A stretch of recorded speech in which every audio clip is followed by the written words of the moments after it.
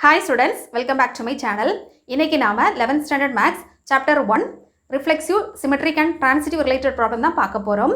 இந்த டாபிக்ல 4 example problem 9 exercise problems இருக்குது. இந்த 13 ப்ராப்ளமுமே அண்டர்ஸ்டாண்டிங் ரிலேட்டட் ப்ராப்ளம். அதாவது கொடுத்திருக்க ப்ராப்ளத்தோட கான்செப்டை நம்ம புரிஞ்சுக்கிட்டோம்னா ஈஸியா வொர்க் அவுட் பண்ணலாம். இன்னைக்கு நம்ம வீடியோல எக்ஸாம்பிள் 1.10 தான் பார்க்க போறோம். வாங்க டிலே பண்ணாம டைரக்டா வீடியோக்குள்ள போகலாம்.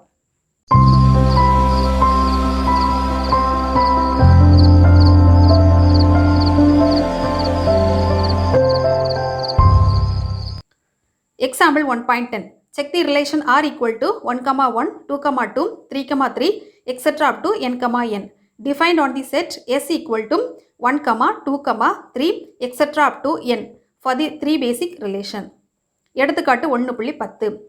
s equal to 1, 2, 3, etc. up to n. எனும் கணத்தின் மீது தொடர்பு r equal to 1, 1, 2, 2, 3, 3, etc. up to n, n. எனில் 3 அடிப்படை தொடர்புகளையும் சோதிக்கவும். இந்த ப்ராப்ளத்துல sங்கிற ஒரு செட் கொடுத்திருக்காங்கமா, கரஸ்பாண்டிங்கா ரிலேஷனும் கொடுத்திருக்காங்க. 3 ஃபங்க்ஷன்ஸ் ஆல்ரெடி நமக்கு தெரியும் இல்லையா? Reflexive, transitive and symmetric. இந்த 3 வந்து இருக்குதா இல்லையாங்கிறத செக் பண்ண சொல்லியிருக்காங்க. வாங்க நம்ம பார்க்கலாம். ஃபர்ஸ்ட் பாருங்கம்மா, கொடுத்திருக்க ப்ராப்ளத்தை கொஞ்சம் ஃபர்ஸ்ட் அண்டர்ஸ்டாண்ட் பண்ணிப்போம்.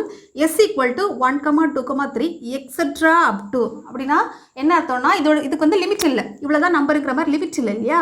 அப்போ இது இன்ஃபினிட் லெவலில் போயிட்டு இருக்குது. அப்போது இந்த மாதிரி பர்டிகுலர் ரேஞ்ச் கொடுக்கல, ஸோ அதை நோட் பண்ணிக்கலாம். அதே மாதிரி ரிலேஷன் அங்கேயும் பாருங்கம்மா, 1, 1, 2, 2, 3, 3 இந்த மாதிரி கொடுத்துட்டு எக்ஸட்ரா அப் டு இந்த ரேஞ்ச் கொடுத்துருக்காங்க இல்லையா? அப்படின்னா என்னென்னா அதுக்குள்ளே வேறு நம்பர் வரும்னு அர்த்தம். பட் இந்த நம்பர் தாங்கிற மாதிரி பர்டிகுலர் ரேஞ்ச் கொடுக்கல. ஸோ இப்போ நம்ம பார்க்கலாம். ஃபஸ்ட் நம்ம பார்க்க போகிறது ரிஃப்ளெக்சிவ், அதாவது தற்சுட்டு தொடர்பு. நமக்கு ஃபஸ்ட்டு ஃபார்முலா அதை கண்டிஷன் எழுதிக்கலாம். இதுக்கு என்ன கண்டிஷன்மா வரும்? A belongs to R. இந்த ஆருங்கிறது என்னென்னா ரிலேஷன். ஓகேம்மா, ஏ பிலாங்ஸ் டு ஆர் இப்படி இருந்துச்சுன்னா அது வந்து தற்சுட்டு தொடர்பு, ரிஃப்ளெக்சிவ். வெரிஃபை பண்ணலாமா? ரிலேஷன் பார்க்கலாம். அந்த ரிலேஷனில் ஏதாவது நம்பர் எடுக்கலாமா? 1, 1 கண்டிப்பாக பிலாங்ஸ் டு ஆர். ஆரில் இருக்குதா? இப்போது ரிஃப்ளெக்சிவ்னா என்னென்னா நம்ம எந்த நம்பர் எடுக்கிறோமோ அதே நம்பர் தான் திருப்பியும் எடுக்கணும். அதுதான் வந்து ரிஃப்ளெக்சிவ். 1, 1 இப்போ நான் 1 எடுத்திருக்கேன். இது வந்து செட்டு. ரிலேஷனில் 1, 1 எடுத்திருக்கேம்மா, அது வந்து ரிலேஷனில் இருக்குது. ஓகேவா? அப்போ இது வந்து நமக்கு சாட்டிஸ்ஃபை ஆகுது இல்லையா? டிக் பண்ணிக்கலாம். இது வந்து நமக்கு சாட்டிஸ்ஃபை ஆகுது. நெக்ஸ்ட்டு செகண்ட் நம்பர் எடுக்கலாம். 2, 2 இதுவும் வந்து ரிலேஷனில் இருக்குது. அப்படி தானேம்மா? அப்போது இது வந்து ஓகே நமக்கு இருக்குது. தேர்ட் என்ன இருக்குது? 3, 3 பிலாங்ஸ் டு ஆர். இது வந்து ரிலேஷனில் இருக்குது. ஸோ இதுவும் வந்து இருக்குது. Extra up to. இப்போ நம்ம இதை கம்பேர் பண்ணுறப்போ எந்த நம்பராக இருந்தாலுமே சேம் நம்பர் தான் வரும். ஏன்னா இங்கே என்ன கொடுத்துருக்காங்க? ஃபர்ஸ்ட் வந்து என், செகண்டும் என். அதாவது ஃபஸ்ட்டு என்ன நம்பர் எடுக்கிறோமோ அதே நம்பர் தான் வந்து செகண்டும். அதனால் எந்த நம்பர் எடுத்தாலுமே நமக்கு வந்து எப்படி வரும்? ரிஃப்ளெக்சிவாக தான் வரும். சரியாம்மா? n, belongs to R. So இதை நம்ம என்ன சொல்லலாம்னா, therefore it is ரிஃப்ளெக்சிவ். டவுட்டே இல்லை. சரியாம்மா? இது ஒரு தமிழ் எப்படி எழுதலாம்னா இது ஒரு தற்சுட்டு தொடர்பு ஆகும். சரியாம்மா? நான் எழுதி போடுறேன் தமிழில். ஓகே, இப்போ நம்ம இதை ப்ரூஃப் பண்ணிட்டோம். நெக்ஸ்ட்டு சிமெட்ரிக்குங்கிறத ப்ரூஃப் பண்ணலாம். அதாவது சமச்சீர் தொடர்பு. இதுக்கு ஃபஸ்ட்டு கண்டிஷன் எழுதிக்கலாம். என்ன கண்டிஷன் வரும்? ஏ பினா ஏ ஒரு நம்பர், பி வேற ஒரு நம்பர், பிலாங்ஸ் டு ஆரா இருந்துச்சுன்னா பி ஏ, அதாவது நம்ம இதை திருப்பி போடுறோம். பிஏ ஃபஸ்ட்டாகவும் ஏ செகண்டாகவும் எழுதும்போது பிலாங்ஸ் டு ஆர். இப்படி இருந்துச்சுன்னா அது வந்து சமச்சீர் தொடர்புன்னு நம்ம சொல்லலாம். பட் இன்னொரு கண்டிஷன் கூட இருக்குது. ஆர் என்ன கண்டிஷன்னா பாருங்கம்மா, ஏ பி நாட் பிலாங்ஸ் டு இந்த மாதிரி கட் பண்ணியாச்சுன்னா அதில் இல்லைன்னு அர்த்தம். ஸோ நாட் பிலாங்ஸ் டு ஆராக இருக்கும்போது இதுவே அதில் இல்லைன்னா பி ஏயும் அதில் இல்லை அப்படின்னா அது என்னம்மா, இதையும் நம்ம சிமெட்ரிக்காக நம்ம கன்சிடர் பண்ணலாம். நம்மளுடைய டெக்ஸ்ட் புக்கில் தெளிவாக கொடுத்துருக்காங்க. ஏ பி வந்து ரிலேஷனில் இல்லை அப்படின்னா பி ஏ அதில் இல்லை, இதுவும் இல்லை அதுவும் இல்லைன்னா அதை வந்து நம்ம சிமெட்ரிக்காக நம்ம எழுதலாம். இப்போ செக் பண்ணலாமா? கண்டிப்பாக இந்த மாதிரி ஏ பி இருக்க வாய்ப்பு இல்லை. ஏன்னா எல்லாமே ஈக்குவல் இல்லையா? 1, 1, 2, 2 எக்ஸட்ரா டு லாஸ்ட் நம்பர் வரைக்கும் தான் n, கொடுத்துருக்காங்க. ஸோ ஏ வந்து வேற ஒரு நம்பர், பி வந்து வேற ஒரு நம்பராக இருக்கிறதுக்கு சான்ஸ் இல்லை. அப்போ நம்ம இந்த கண்டிஷன் எடுக்கக்கூடாது, இந்த கண்டிஷன் எடுக்க போகிறோம். சரியாம்மா? இந்த கண்டிஷன் தான் எடுக்க போகிறோம். ஓகே இப்போ இந்த கண்டிஷன் பார்க்கலாமா? இப்போ ஏதாவது ஒரு நம்பர் எடுக்கலாம், எந்த நம்பர் கூட எடுத்துக்கலாம். சரியாம்மா? 1,2ன்னு எடுக்கிறேன்.